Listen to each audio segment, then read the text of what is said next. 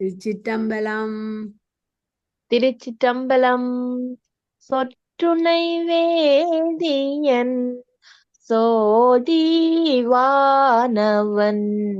பொற்றுணை திருந்தடி பொருந்த கைதாள கற்றுணை பூட்டியோர் கடலினுள் பாய்ச்சினு நற்றுணையாவது நமச்சிவாயவே. திருச்சிற்றம்பலம்.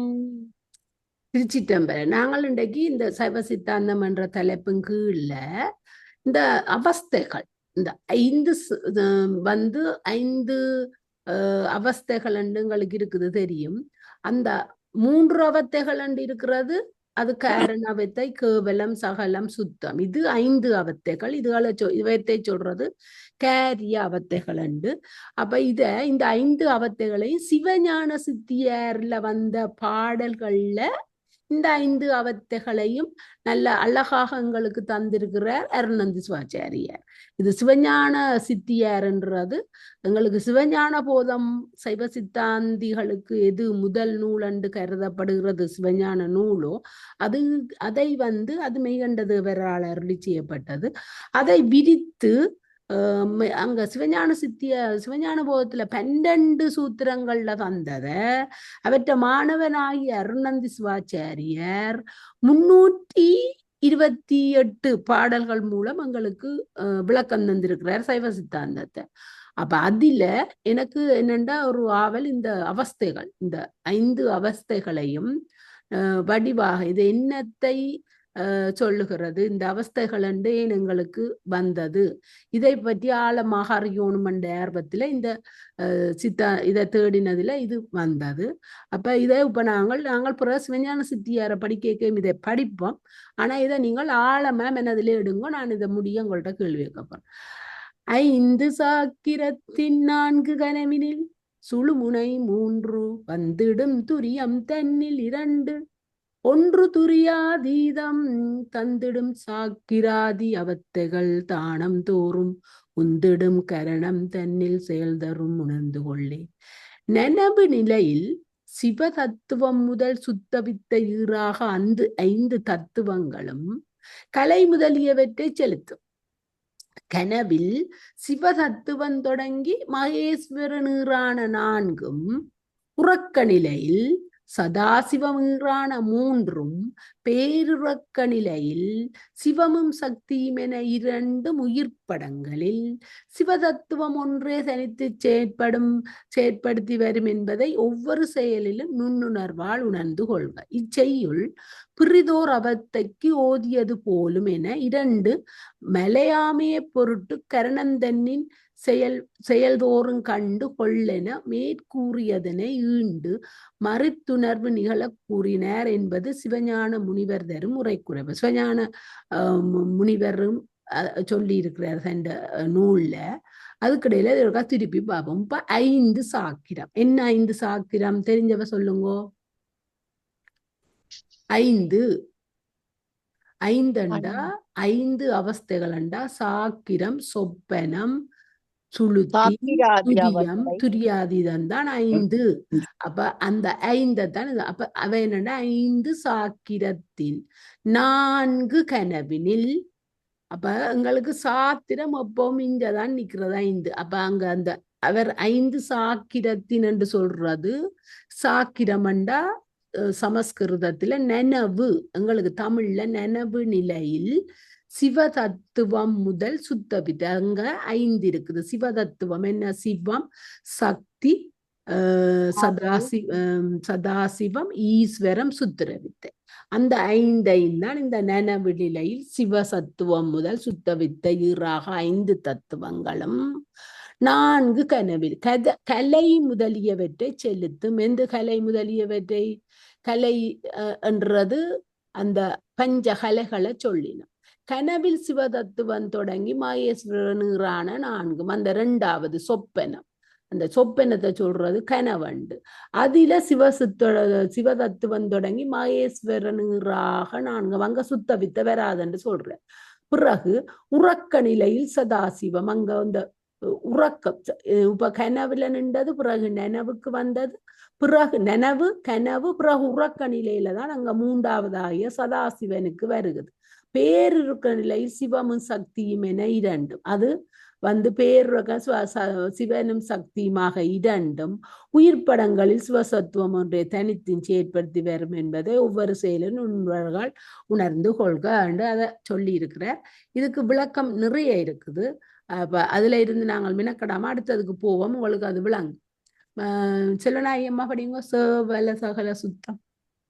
கேவல சகல சுத்தம் என்று 3 அவத்தை ஆன்மா மேவ பாட்டனது.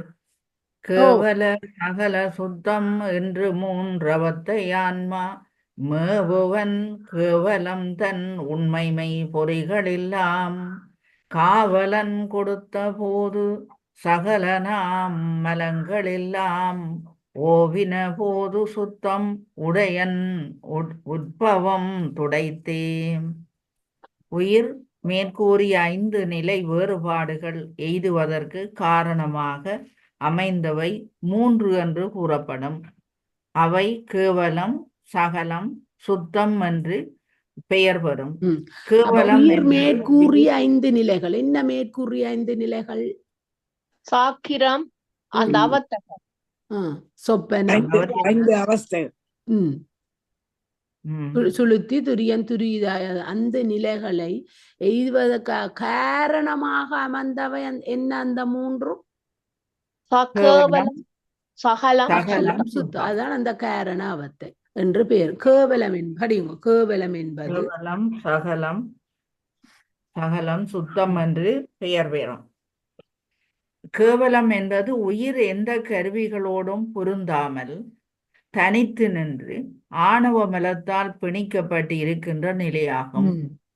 அதன் பின்னர் உயிரின் வினைக்கு ஏற்ற உடல் கருவிகளை இறைவன் கூட்டுவிக்க நிகழும் நிலை சகலம் எனப்படும். அதன் பிறகு உயிர் 5 மலங்களையும் விட்டு நீங்கி பிறவியையும் ஒழித்து இறைவனோடு கூடி விளங்கும் நிலை சுத்தம் எனப்படும். இந்த ஒரு குட்டி பந்திக்குள்ள கேவலம் என்றா என்ன, சகலம் என்றா என்ன, சுத்தம் என்னன்னு நல்ல அழகா விளங்கப்படுத்துகிறார். இதை நீங்கள் உங்களோட மனதில எடுத்துக்கொண்டு வாரது உங்களோட இதுதான் எங்களுக்கு இந்த அடிப்படை வேணும். ஒரு ஆசிரியர் ஆணவத்தோட சேர்ந்த நிலை கேவலம். அந்த தத்துவங்களோட இறைவன் கருணையோட கொடுத்த அந்த உடல் தத்துவங்கள் எல்லாத்தையும் இணைந்த அந்த நிலை வந்து சகலம். பிறகு அந்த ஆன்மா இறைவனை இனங்கண்டு இறைவனோடு சேர்ந்து முத்தி இன்பத்தை அனுபவிக்கிற அந்த நிலை வந்து சுத்தம். என்ன சும்மாவே அனுபவிக்குமோ? சும்மா போய் இறைவன் இறைவனை உதவியோட பற்றுகளோட இருந்து என்னண்டு சுத்த நிலைக்கு வருது. என்னண்டு சுத்த நிலை அந்த வேர்டை சொல்லணும். எல்லாம் தாண்டி போய் பற்றுட்ட நிலைக்கு வந்து வரணும். அந்த சுத்த நிலை என்னண்டு வராம நாங்கள வர்றதுக்கு அங்க அதுதான் 5 மலங்களையும் விட்டு நீங்க வேணும். அதாவது 36 தத்துவங்களையும் விட்டு நீங்க வேணும். வந்தாதான் அது அங்க எப்படி சகல நிலைக்கு வந்தது. உயிரின் வினைக்கு ஏற்ற உடல் கரிகளை இறைவன் கூட்டுவிக்கத்தான் அது சகலமா வந்தது. ஆனா சுத்த நிலையில அந்த அந்த அந்த கருவிகளை விட்டு நீங்க வேணும். அதாவது அந்த 5 மலங்களையும் விட்டு நீங்க வேணும். அவர் 36 கருவிகள் இங்க சொல்லாம 5 மலங்களை என்று சொன்னவர். அப்ப அந்த இறைவனை உணர்ந்து இறைவனோட கூடி இன்பம் பெறத்துக்கு நாங்கள் அந்த அந்த மலங்கள்ல இருந்து நீங்க வேணும். அதுக்கு பட்டுத்தான் வரணும். சும்மா வரையல. மலங்களையும் விட்டு நீங்கி பிறவியையும் ஒழித்து இறைவனோடு கூடி விளங்கும் நிலை சுத்தம் எனப்படும். இதற்கு முன் நான் இதற்கு முன் கூறிய பாடல்களில் உயிரடையும் நிலை வேறுபாடுகள் நனவு முதலிய 5. அவை காரிய என்ன அந்த நினைவு முதலிய 5 பார்க்காம சொல்லுங்க ஒரு ஆள். அவத்தைகளுக்கு தான் அந்த 5 பேர்களும் பெறும். அவத்தைகள் 5 அதாவது காரணமாக ஆகையால் கேவலம் சகலம் சுத்தம் என்ற மூன்றும் காரண அவத்தைகள் என்று ம், பெயர் பெறும்.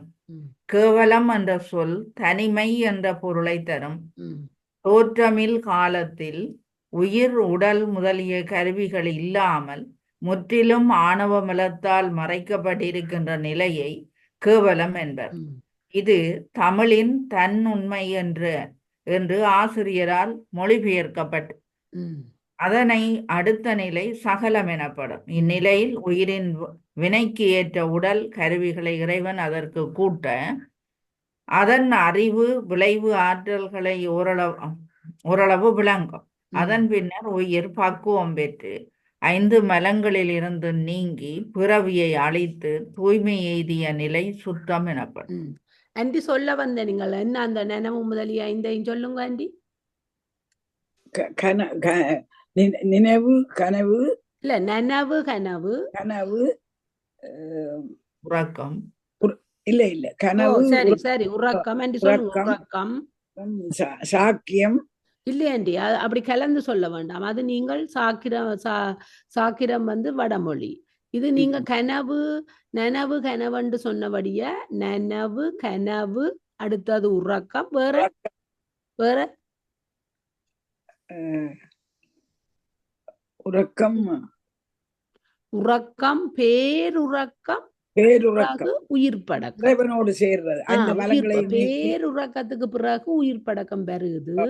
அந்த அங்கே 5 அவஸ்தைகளையும் வடமொழியில சொல்லுங்க. ஒரு ஆள் வடமொழியில ஒரு ஆள் சொல்லுங்க. சாகிரம், சாக்கிரதை, சாக்கிரம், சொப்பனம், சுளுத்தி, துரியன், துரியாதீதம். அப்படி துரியாதி. சொல்லி பழகுங்க. சொல்லாமல் வராது. கடைசிய சொல்லம்மா பேருறக்கத்துக்கு பிறகு உயிர் படக்கம்.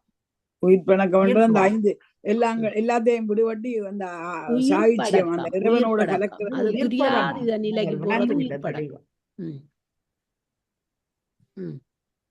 உயிர்ப்பதம், உயிர் உயிர் அடக்கம், உயிர் படக்கம் என்று சேர்த்து எழுதுங்க. உயிர் படக்கம், அடக்கம், உயிர் படக்கம். இப்ப இந்த 5 மலங்கள் என்று சொல்லுறீங்க. என்ன அந்த 5 மலங்கள் சொல்லுங்க. ஒரு ஆள் தெரிஞ்சவ. ஆணவம், கன்மம், மாயை, மாயேயம், திரோதாயம். நல்லா இருக்கு. இல்ல விளங்கி கொண்டு போனா கொஞ்சம் நல்ல மெல்லும். ஒரு காரணத்துக்காகத்தான் உங்களோட என்ன நினைச்சு விட்டேன்.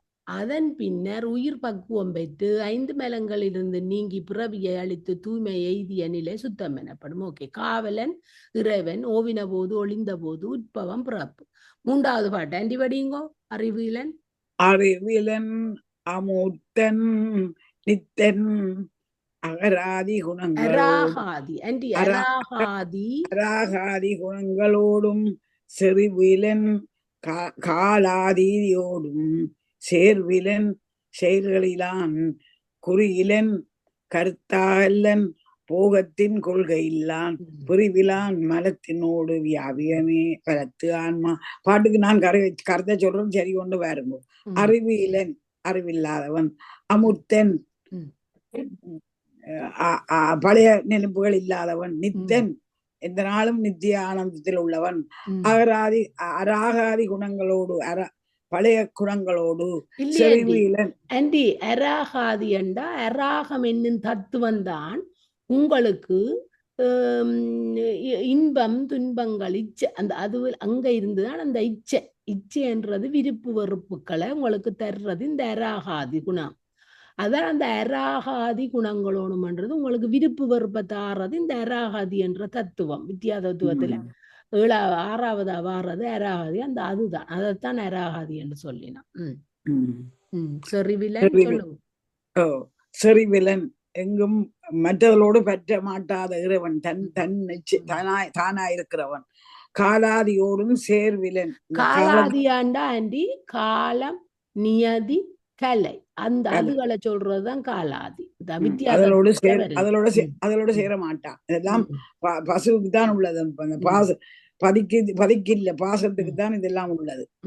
போகத்தின் கொள்கையிலான், போகத்திலே இச்சை கொள்ளாதவன். பிரிவிலான், அவனுக்கு ஒன்று அநேகன் ஏகன் அவனுடைய பிரிவிலான் மலத்தினோடு வியாபிக்கவே லயத்தின் ஆன்மா மலத்தினோடு வியாபிக்கே இந்த மலங்களோடு கூட நிற்கின்ற இந்த ஆன்மா. நன்றி ஆண்டி, உங்களால கொஞ்சம் சொன்ன நீங்கள். ஆனா இனி சைவ தித்தாந்தத்தோட சொல்ல போயினோம், அதை வாசிங்கோ. தன்னுண்மை எனப்பட்ட கேவல நிலையில் உயிரானவ மலத்தால் முற்றிலும் மறைக்கப்பட்டிருப்பதால் அறிவற்றிருக்கும். அந்நிலையில் அதற்கு வடிவம் கிடையாது. ஆயினும் உயிர் நித்த பொருளே, உயிர் நித்தியமானது. நிலையில் உயிருக்கு கலை முதலிய அறிவுகள் சேர்த்தல் இல்லை. புத்தி குணங்களை எட்டினோடும், அதான் அந்த அநேகன் எட்டினோடும் உயிர் செறிவதில்லை. அந்த இறைவன்கிட்ட இந்த புத்திகள் எல்லாம் போய் சேராது. அவனுக்கு 8 குணங்கள் இருக்கு. அதான் அந்த புத்தி குணங்கள் எட்டினோடும் உயிர் செறிவதில்லை.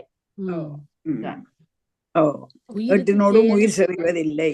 உயிருக்கு செயலும் இல்லை. உண்மையா உயிருக்கு தன்னுணர்வு இல்லைத்தானே. அது பதியோடு சேர்ந்தால் ஒழிய இந்த பாச உயிருக்கு தானா இயங்குற அந்த இயக்கம் அதுக்கு இல்லை. இத விளங்க வேணும். நாங்கள் உயிருக்கு இதுகள் எல்லாம் இருக்குது, எந்த நிலையில உயிருக்கு இல்லையென்று அங்க சொல்றத பார்க்க வேணும். தன்னுண்மை எனப்பட்ட கேவல நிலை, ஆணவ மலத்தால பீடிக்கப்பட்ட அந்த கேவல நிலையில தான் இதுக்கு இந்த இப்படியானது ஒன்றும் இல்லை.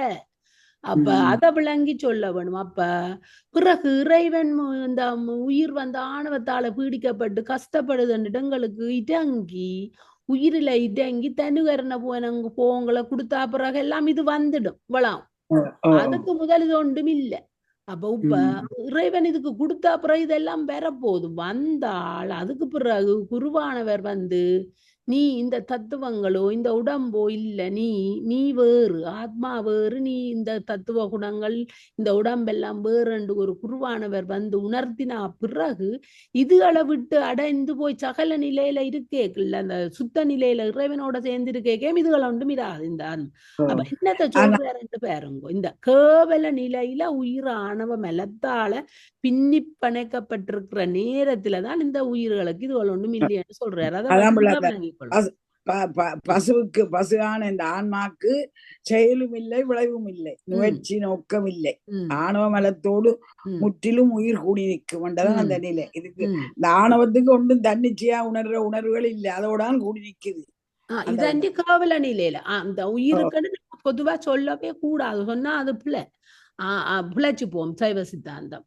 அப்ப கேவல நிலையில உயிர் கேவல நிலையில் இருக்கும் போது இந்த விதமான செயல்கள் ஒன்றும் இல்லை அதுக்கு. இப்ப காரணாவத்தை என்று அதை வாசிங்க, உங்களுக்கு விளங்கும். காரணாவத்தை எனப்பட்ட 3 நிலைகளிலும் நிற்கும் உயிரின் இயல்பை ஆசிரியர் கூறத் தொடங்கினார். இந்த பாடலில் உயிரின் தன்னுண்மை எனப்படும் கேவல நிலையை பற்றி தோற்றுகிறார். இப்ப அந்த 2வது பாட்டு நல்ல வடிவா எல்லாருக்கும் விளங்கிட்டு என்னண்டா, இது நிலையில கூட கேவல நிலையிலான உள்ள இதுக்கு மற்ற நிலைக்கு வர்றது கண்ணால் கேவல நிலை இல்ல. இப்ப நாங்க சகல நிலையில இருக்கிறோம் ஆண்டி, அது மாத்திரம் உண்மை. இப்ப நாங்கள் இருக்கிற நிலை சகல நிலை. சரி, இப்போ உருவினை கொண்டு போக சந்திரிகா வடிங்க. உருவினை கொண்டு போக போக்கியத்து உன்னல் செப்பல் வரிசையல் மருவி சத்தமாதியாம் விடயம் தன்னில் புரிவதும் செய்து இங்கு எல்லா யோனியும் புக்கூளன்று திரிதரும் சகலமான அவத்தையில் சீவன் சென்றே. பட்டின்மை எனப்படும் சகல நிலையில் உயிர் உடம்போடு சேர்ந்து அதனை பற்றி நிற்கும். எனவே அதற்கு கருவிகளும் உளவாகும். நுகர்வதற்குரிய பொருள்களை மனம் மொழி மெய்களால் நினைந்தும் பேசியும் இயற்றியும் வரும். ஓசை முதலிய பொருட்களை ஐம்பொறிகளினாலும் நுகரும். 84,100,000 வகையான பிறவி வகைகளை தன் வினைக்கு ஏற்ப மாறி மாறி புறப்படும். சகல அவத்தையில் உயிரின் இயல்பு இப்பாடல் கூறப்பட்டது. இப்ப சகலம் கட்டு நிலை என்றா பெத்த நிலை என்றா என்ன? இப்ப உயிர் இந்த எடுக்கிற புக்கு படிச்சோமல்லோ, ஆணவம் கேவல நிலையில இருக்கேக்குள்ள அந்த உயிர் கேவல நிலையில ஆணவத்தோட பின்னி பிணைஞ்சு இருக்கேக்குள்ள இறைவன் எங்களுக்காக இறங்கி எங்களுக்கு இந்த உடம்பையும் இந்த புவன போகங்கள் கருவிகள் எல்லாத்தையும் தந்தவரல்லோ. அப்படி தர நிலையத்தான் கட்டு நிலை. கட்டுண்டா பாசம் தலை. அப்ப கட்டு நிலையோட இருக்கேக்குள்ள இந்த உயிர் சகல நிலையில நாங்கள் இப்ப நான் சந்திரிகா செல்லநாயம்மா பிள்ளையாண்டி எல்லாரும் இப்ப இந்த கட்டு நிலையாகிய சகல நிலையில உயிர் உடம்போடு சேர்ந்து அதனை பற்றி நிக்கேக்க அதுக்கு என்ன கருவிகள் தான் அதுக்கு உளவாம். அதாவது நுகர்வதற்குரிய பொருள்களை மனம் மொழிமைகளால் இந்த மனம் ஆகிய எல்லாத்தாலையும் அந்த கர்ணமாகிய மனம் புத்தி அகங்காரம் அந்த சித்தம் அதாவது நினைந்தும் பேசியும் இயற்றியும் பெறும் ஓசை முதலிய பொருள்களை இந்த ஐம்பொறிகளாகிய ஓசை, அதாவது அவர் ஐம்பொறிகள்ல இருந்துதான் எங்களுக்கு இந்த தன்மாத்திரைகளாகிய ஓசைகள் அதுகள் எல்லாத்தையும் நுகனும் முழுக்க சொல்றார். அந்த 24 தத்துவங்களையும் இந்த பாட்டுக்குள்ள அடக்குறார்.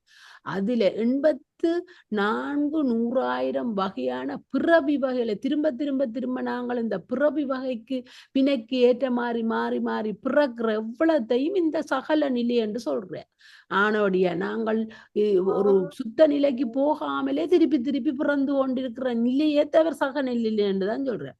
அப்ப சகல அவத்தையில் உயிரின் இயல்பு இப்பாடலில் கூறப்பட்டது. இது இப்ப நாங்கள் இந்த அவத்தைகள் என்றா என்ன, காரணவத்தை என்றா என்ன, காரியாவத்தை என்றா என்னன்றத ஆரம்பத்துல படிக்கிறோம். இதை இன்னும் நாங்கள் ஆழமா கூட கூட பார்த்து கொண்டு போய் எங்களுக்கு மேலும் மேலும் நிறைய விளக்கங்கள் இதுக்குள்ள வரும். ஒரு குருவானவர்கிட்ட போய் நாங்கள் படிக்க முதல் காரணாவத்தை என்றா என்ன, காரியாவத்தை என்றா என்னன்றதை இந்த பாடல்கள் மூலம் நாங்கள் விளங்கி கொண்டு போறோம். இது ஒரு ஆரம்பம் எங்களுக்கு. இப்ப இது வினை செயல்களொப்பில் ஈசன் தன் சக்தி தோய குரு அருள் பெற்று ஞான யோகத்தை குறுகி முன்னை திரிமல மறுத்து பண்டை சித்தறிவு ஒளிந்து ஞானம் பெருகி நாயகன் தன் பாதம் பெறுவது சுத்தமாமே. உயர் இருவினை ஒப்பு அடைந்த போது அதனிடத்து அருட்சக்தி பதியும். என்ன? இந்த குருவானவர் எங்களுக்கு எல்லாத்தையும் விளக்க, நீ அல்ல இந்த தத்துவங்கள் அல்ல, நீ வேற, ஆத்மா வேற, இந்த தத்துவங்கள் இந்த உடல் எல்லாம் வேறு என்று அவர் எங்களுக்கு உணர்த்த நாங்கள் என்ன இறைவினை நாடி எங்களுக்கு இந்த இருவினை ஒப்பு அதுக்கெல்லாம் லேசில வராது. அது அந்த சஞ்சிதத்துல இருந்து இன்று அவர் எங்களுக்கு பிரார்த்தத்தை தருவர். பிரார்த்தம் என்றது இன்ப துன்பங்களை தருவர். இன்ப துன்பங்களை நாங்கள் சமமா கருதினால்தான் அங்க இருவினை ஒப்பு வரும். இறைவன் திருவருள் பெற்று இருவினை ஒப்பு அடைந்தவோ அதனது அருட்சக்தி பதிஞ்சு அங்க மெலபரிவாக நடந்து அதுக்கு பிறகு இந்த சத்தினிபாதம் நடக்கத்தான் அதனால் அருக்குருவின் திருநோக்கம் பெற்று அதுக்கு பிறகுதான் யோகம் ஞானங்களை அடைந்து தொன்மையாக உள்ள மும்மலங்களிலிருந்து நீங்கி அதனால் தன்னுடைய சிற்றறிவினை, உயிருக்கு எப்பவும் சிற்றறிவு, அதனை ஒழித்து மெஞ்ஞானம் பெறுவதற்குரிய வாய்ப்பினை உயிர் பெறும். பெரிய ஞானத்தால் சிவபெருமான் திருவடியை பெறும் நிலைதான் சுத்த நிலை. அப்ப பல பல பல பல 84,100,000 வகையான பிறப்புக்குட்பட்ட பிறகும் சில நேரம் கதியிலையும் கிடைக்கலாம். ஆனா இப்படியும் மாறி மாறி புறப்பட்டு வர்றதைத்தான் அது சகல நிலை என்று சொல்லுது. பிறகு இதுகளுக்கு வந்த அப்புறம்தான் சுத்த நிலை என்று சொல்லுது. அப்ப இது நல்லா விளங்குது. என்ன இது? படியுங்க. ஐந்தாவது நூற்பா. பாட்டு பொருடனால் அறிந்தான்மாவை அறிதரா அவையே போல ஆன்மாக்கள் அனைத்துமெங்கும் பெருதரும் சிவந்தனாலே அறிந்திடும் சிவனை காணா அறிதரும் சிவனே எல்லாம் அறிந்து அறிவித்தும் நிற்பன். ஐம்பொறிகளும் ஐம்புலன்களும் உட்கருவிகளும் உயிரின் துணை கொண்டே தாம் தாம் அறிவனவற்றை இது இன்னது என்று அளவிட்டு அறிந்து வரும். ஆயினும் அவை யாவும் தம்மை செலுத்துகின்ற உயிரை அறிய மாட்டா. அவற்றைப் போலவே உயிரும் உலகத்து பொருள்களை அறிந்தும் நுகர்ந்தும் வருகின்ற போதும் எல்லாவிடத்திலும் செறிந்து நிற்கின்ற சிவபிரானுடைய திருவருளினாலே அறிந்து வருகிறது. ஆயினும் அது தன்னை செலுத்தி நிற்கும் இறைவனை அறியாது மெய்யறிவை தரவல்ல சிவபிரானே முழுவதையும் அறிந்தும் உயிர்களுக்கு அறிவித்தும் உடன் நிற்பான். விளங்கப்படுத்துங்க இது. இது அந்த ஐம்பொறிகளால ஐம்புலன்களும் உட்கருவிகளாலும் துணையோட இந்த ஆன்மாவானது இந்த உலகத்தை அறிஞ்சு வாழ்ந்து கொண்டிருக்கு. அந்த உலகத்தை அனுபவி அப்படி அனுபவிக்க அது தான் அனுபவிக்கிற காரணமா அந்த கருவிகரணங்களை தன்னுடைய உயிர் தான் அதை செலுத்தி அந்த உயிர் போய் அனுபவிக்கிறது.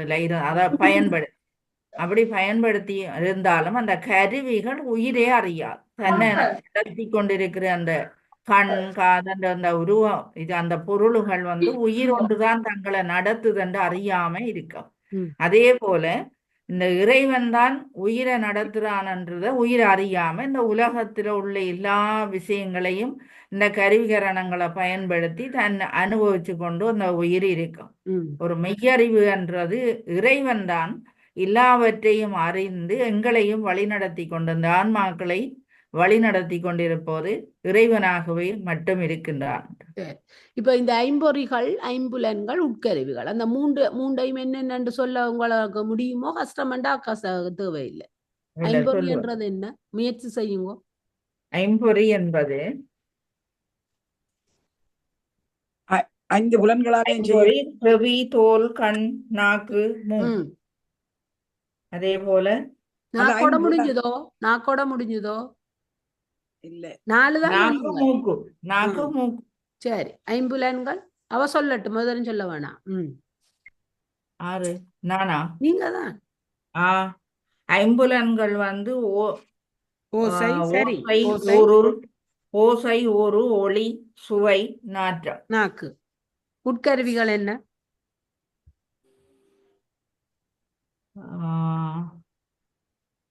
இது நீங்க உண்மை விளக்கம் கர்மேந்திரியங்கள், வாய், கால், கை. இல்ல உட்கருவிகள் என்றது நீங்களும் இப்ப உண்மை விளக்கம் படிச்சதுக்கு இது ஒரு டெஸ்ட். உட்கருவிகள் என்பது அந்த கரணங்கள் அது சித்தம், புத்தி, அகங்காரம், மனம். அப்ப இது உங்களுக்கு தெரியும், ஆனா அத உங்களுக்கு அந்த கிரகிச்சு சொல்ல டைம். ஓகே, சரி. ஆனா அப்படி சொல்லி கொண்டு வர உங்களுக்கு அது வந்துடும். பிள்ளையாண்டி படிங்க. 2ஆம் அதிகரணம். இறைவனே அறிவிப்பானேல் ஈண்டு அறிவு எவர்க்கும் ஒக்கும். குறைவு அதிகங்கள் சத்தம் கண்மேல் கோமான் வேண்டா. முறைதரு செயற்கு பாரும் முளரிகட்கு இரவியும் போல் அறைதரு தத்தம் கண்மத்து அளவு அவனுக்கு அளிப்பது ஆதி. இறைவனே உயிர்களுக்கு அறிவிப்பான் என்று கொண்டால் உயிர்களின் அறிவித்திறன் கூடியும் குறைந்தும் இருத்தல் கூடாது. எல்லாருக்கும் ஒத்த அறிவே நிகழ்தல் வேண்டும் என்று சிலர் தடை எழுப்புவர். உண்மைதானே? அவ்வாறு அறிவில் ஏறத்தாழ்வுகள் அமைவதற்கு காரணம் உயிர்களின் வினை பயன்களே என்று விடை கூறினால், அவ்வாறாயின் வினையே போதுமானது.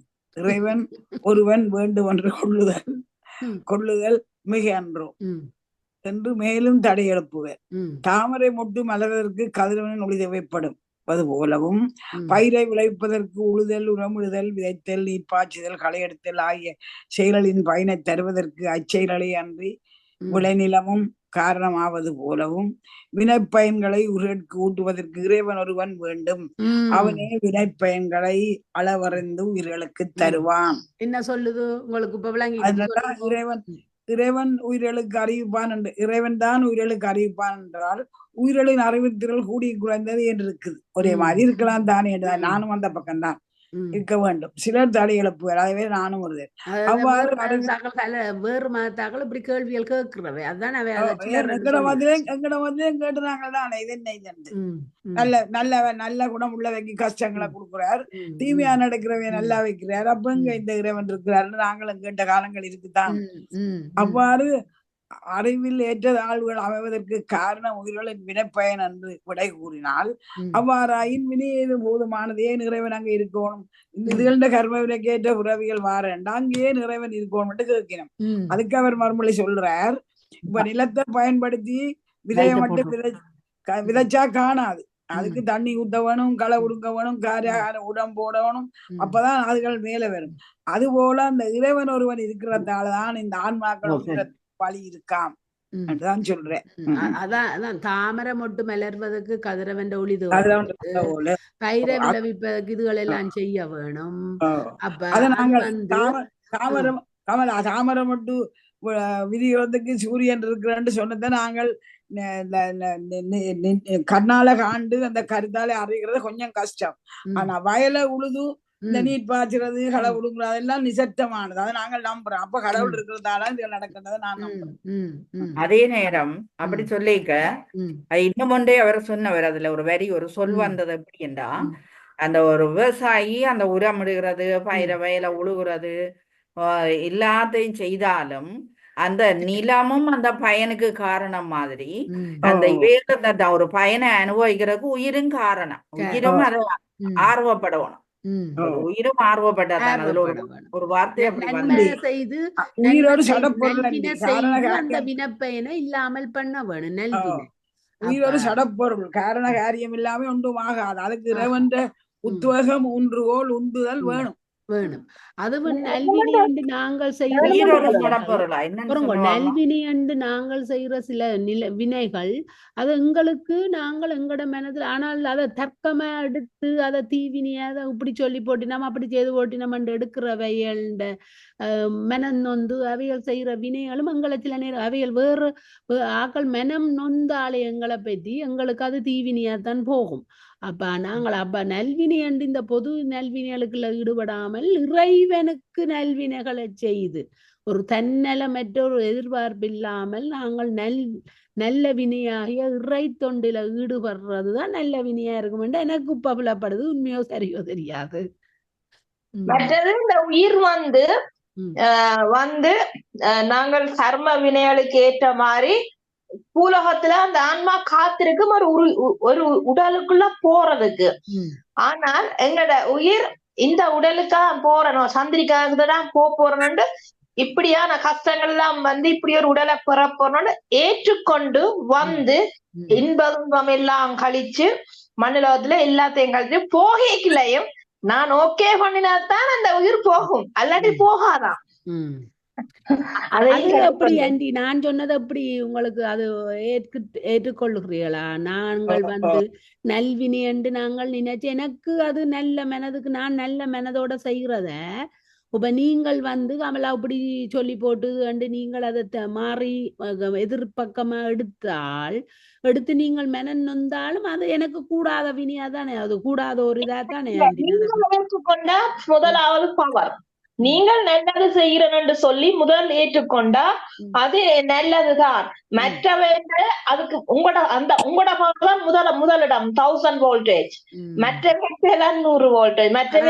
ஒரு ஆள் மனம் நொந்தாலே அது எங்களுக்கு தீவினைக்குள்ள ஐவின பயனும் மாற்றி போகும், செய்வின சூன்யம் எல்லாம் போய் ஒரு மனம் நோதல் இல்லாமல் வாழணும். மற்ற மனம் சொல்லக்கூடாது, செய்யக்கூடாது. ஆனா மனம் நோகாமல் வாழ்றதுக்கு என்னண்டி நான் உங்களோட மனதுக்குள்ள வந்து என்னண்டு பூந்து நின்று நான் உங்களோட வாக்கால சொல்லாத அப்படி மனநோகம் பண்ணக்கூடாது. ஆனா மற்றவ சொல்லி நம்ம நாங்கள் ஏற்றுக்கொண்டாதான் எங்களுக்கு அந்த பாவம்.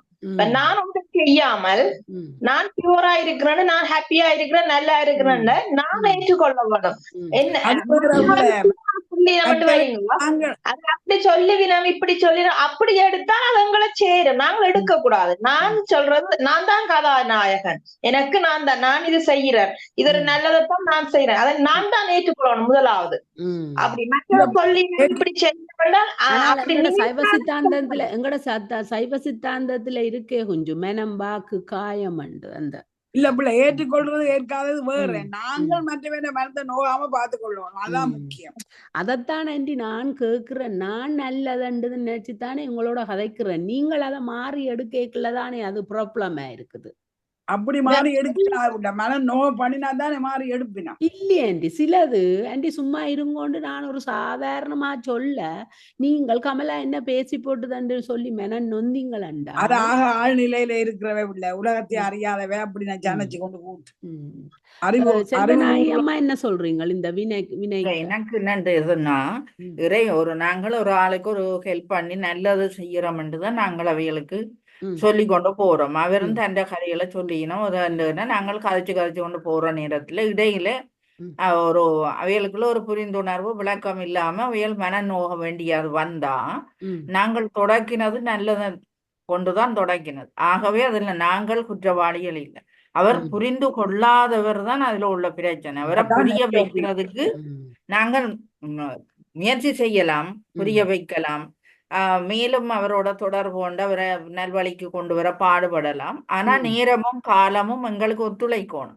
கூடுதலான நேரம் எங்கட இல்லாட்ட வேலையும் விட்டுட்டு அதுக்குள்ள இருக்கிறது எங்களுக்கு ஒத்துழைக்காம எங்கட காலம் நேதி கடந்து போயிடும். அப்ப அவையோட நினைவுகள் அந்த எண்ணம் அவைகள்கிட்ட பதிஞ்சிரும். விளையான கருத்து அங்க பதிஞ்சிரும். அவைய வேதனைப்பட்டு கொண்டு இருப்பினும் எங்களுக்கு அதை சீராக்குறதுக்கு நேரம் இல்லாமலே போயிடும். அந்த சந்தர்ப்பம் பிறகு சந்திக்கவோ அதை நேராக்குறதுக்கு ஒரு வாய்ப்பு இருக்காது. ஒரு பஸ்ஸுக்குள்ள நடக்குது சம்பவம், பஸ்ஸால இறங்கினா அவர் வேற நாங்கள் வேற. எங்கேயுமே அந்த என்ன மிஸ் அண்டர்ஸ்டாண்டிங் என்ற ஒரு சொல்லொண்டு வருகுது. மிஸ் அண்டர்ஸ்டாண்டிங் அது வந்தாலும் பாதிப்புகளால இருக்காது. மிஸ் அண்டர்ஸ்டாண்டிங்ன்றது நாங்க விளங்காம எடுத்துக்கொள்றதானே, அதை கடவுள் மன்னிச்சு கொள்ளுவார். நாங்கள் அப்படி மனம் கோபத்தோட ஆக்ரோஷத்தோட பேசினாதான் கூடாது. சில தவறுகள் வர்றதான், ஆனா அதை இறைவன் மன்னித்து விடுவார். ஏன்னா அவன் மன்னிக்க அவைக்கு சிற்றறிவுடையவருக்கு அதை மன்னிக்க இயலாம இருக்கலாம். அவன் மனம் இருந்தாலும் அதால நாங்கள் அங்க அப்படி நினைக்கிறதும் பிள்ளையல்லோ. அந்த எங்களை நான் அந்த நினைவே முதலாவது பிள்ளை என்று சொல்லுவேன். இப்ப நான் பேரறிவுல இருக்கிறேன், அவையில் சிற்றறிவுல இருக்கிறவன்ற நினைப்பே பிள்ளை. அப்படியெல்லாம் நாங்கள் நினைக்கல. அந்த இடத்துல நாங்கள் அமைதியா இருக்கிறத தவிர அமைதியா சிவசிவாண்டுட்டு போறத தவிர வேற வழி இல்லை. அந்த இடத்துல நாங்கள் வாதாடியங்களை இந்த பாட்டுக்கு உரிய அந்த கருத்து வரைக்கும் நாங்கள் இத ஒரு கிளியரா கதைக்கிறது ஒரு நல்லது. என்ன அந்த ஏனண்டி இந்த சைவ சித்தாந்தத்துக்குள்ள 2-3 வருஷமா எங்களோட ஈடுபட்டவையே என்ன சிற்றறிவோட இருக்கிறான் சின்ன புள்ளைகளை பொதுவா கதைக்க வேணாம். அந்த பாட்டோட நிரூபிக்க வழிகிட்டமாண்டா இன்னும் பாவங்கள் செய்யறோம். இல்ல அண்டி அப்படி கதைக்க வேண்டாம். அந்த இத மாதிரியே கதைச்சா காணும். மற்றது இது இனி அடுத்தது யார் படிக்கிறது? இப்ப சந்திரிகாவே படிச்சா எக்ஸாம்பிள் சொல்ல போறேன். அந்த ஒரு 2 பேருக்கு வீடு இல்ல. சந்திரிகானுக்கு வீடு இருக்குது ஸ்ரீலங்காவில. நான் அதை கொடுத்தேன். அப்ப 2 பேருக்கும் கொஞ்சம் பிரச்சனை வந்துட்டுது. அப்ப அது பிரச்சனை வந்த உடனே நான் இருக்க கூடாது, நீ இருக்க கூடாது, நான் இருக்க 2 பேருக்கும் பிரச்சனை வந்துட்டு. அது போலீஸ்காரன் மட்டும் போய் போலீஸ்காரன் கதைச்சா வீட்டுக்காரி யாருன்னு கேட்க இங்க கால் பண்ணி கேட்க நான் சொன்ன 2 அம்மா, ஒரு அம்மா வயசு வந்தவ, இவ இருந்தா சத்தம் இல்லாம பிரச்சனை இல்லாம இருக்கலாம், அவைக்கு பிரச்சனை விருப்பம் இல்லாட்டி போகலாம். ஆனால் அவ நீ போ நான் போன்னு சொல்லலாது. அப்ப என்னுடைய ஃபேமிலி எல்லாம் கதைக்கினா இவாக்கு சப்போர்ட் பண்ணா அவ இருத்தவனா இவ இருத்தவனாவண்டு. அப்ப அந்த ஒரு ஆள் அப்படியே இருக்கிறா, ஒரு ஆள் விட்டுட்டு போவா, டக்கட வந்து பாப்பா. அப்ப அவக்கு வீடு, இந்த வீட்டு இருக்கிறவங்க வீடு இல்ல, வேற எங்காவது போய் இருக்க மேலாது. ஆனா இல்லாத ஒரு ஆளுக்கு தானத்தம் என்னுடைய நோக்கம் இல்ல. அதே சமயம் ஒரு அம்மா அந்த ஸ்தானத்துல இருக்கிறா, பொறுமையா இருக்கிற வீட்டுல இருந்தா அதுல ஒரு புண்ணியம் தானே. எந்த பிரதர்ஸ், எந்த அம்மா எல்லாரும் சொல்லிச்சுன்னா பிரச்சனை படுறான்னா 2 பேரும் இருந்தவனான்னு நான் யார் அங்க இருந்தாலும் சத்தம் போடாம இருங்கோ, பிரச்சனை படுறாங்க தாங்களாயா போவினவனா ஒரு ஆள் போயிட்டு மற்றவா அப்படியே இருக்கிறா. அவ எழுப்பன்னு சொல்லியும் என்னுடைய நியாயம் என்னன்னு சொன்னா, நான் அதுவும் ஒரு அம்மாண்ட ஸ்தானத்துல இருக்கிறபடியா நான் சொல்ல மாட்டேன் போக சொல்லி. அந்த என்னன்னு சொன்னா அந்த சில விஷயங்கள்ல அவ சொல்லினவன்னுட்டு அண்ணாக்காக தம்பிக்காக அவைக்காக நியாயம் கொடுக்க போய்க்கல எனக்கு பாவம் சேர்ற மாதிரி இருக்கு. இதுக்கு நான் தான் முடிவெடுத்தேன். நான் சொல்ல மாட்டேன், போக சொல்லி சொல்ல மாட்டேன். அப்படி அந்த சில விஷயங்களுக்குல அந்த புண்ணிய ஏதோ செய்யல யார் என்ன சொன்னாலும் உங்களோட விஷயத்த ஸ்ட்ரிக்டா இருந்துடும். அதுதான் பவர். ஓம் நமச்சிவாய. நாங்கள் இத்துடன் இந்த பாட்டு இது கணக்க பாட்டு பின்னிக்கு இருக்குது. அப்ப நல்ல விஷயம் இந்த டாபிக். இது இந்த அவத்தைகள் காரணாவத்தை காரியவதை இவைகளை பற்றித்தான் இந்த சொல்லுற இந்த டாபிக். நாங்கள் இதை பிறகு 2ஆம் பகுதியா பேர்ந்து படிப்போம். இதோட நிப்பாட்டிட்டு திருப்பி வருவோம். ஓம் நமச்சிவாய. வாழ்க. ஓம் நம சிவாய.